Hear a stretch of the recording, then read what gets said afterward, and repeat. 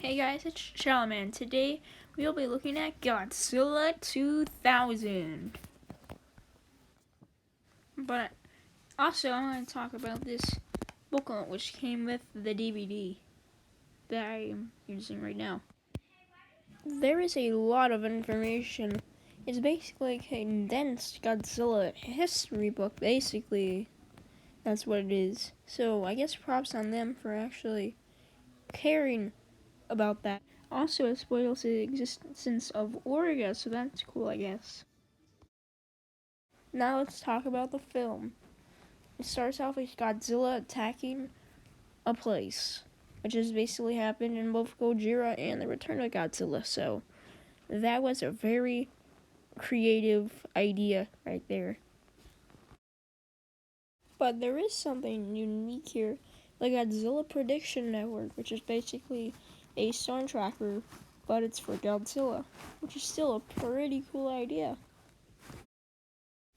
But at the same time, a rocket is discovered, which turns out to be an alien spaceship, which then finds Godzilla, finding out that he has a regenerative cells called Organizer G1, and then attempts to steal his DNA, by attacking him. Yeah, that's gonna work.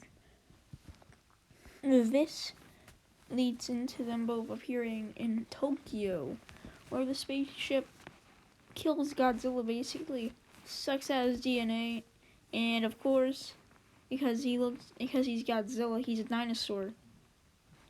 It becomes a squid. Don't know how that happens when you kill Godzilla, but okay then. But then, it's a false flag because it then finally forms into its final form, Orga. And then Orga fights Godzilla, I guess, so he can get his DNA. Well, that's gonna work. Basically a newborn fighting 100-year-old dinosaur. Okay then.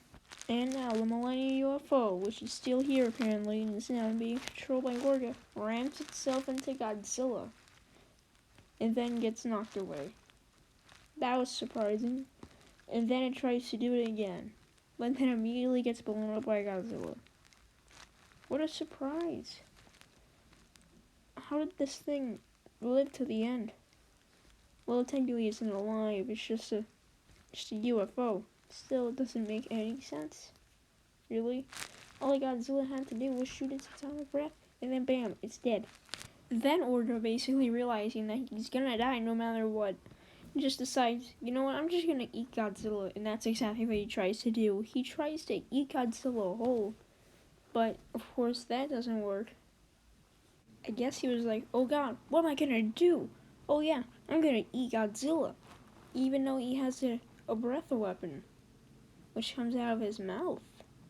And he has spines, I guess. So that's probably gonna go through my back, but who cares? I'm gonna eat Godzilla and I'm gonna become a clone. Oh my god, I'm dead. I couldn't have expected this to happen. I couldn't have expected this. Now that we're finally done talking about the story, let's talk about everything else that isn't the story. Number 2. The characters. Characters are as about boring as you would expect. Boring characters with simple motives. Yeah, I didn't expect that coming into this movie.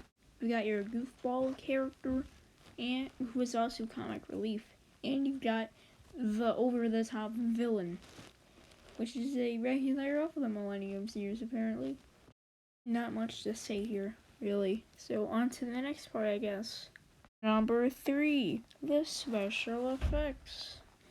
Now that we're in the Millennium series, this is basically the best so far in the series up to this point. It's the best possible. The suits are good.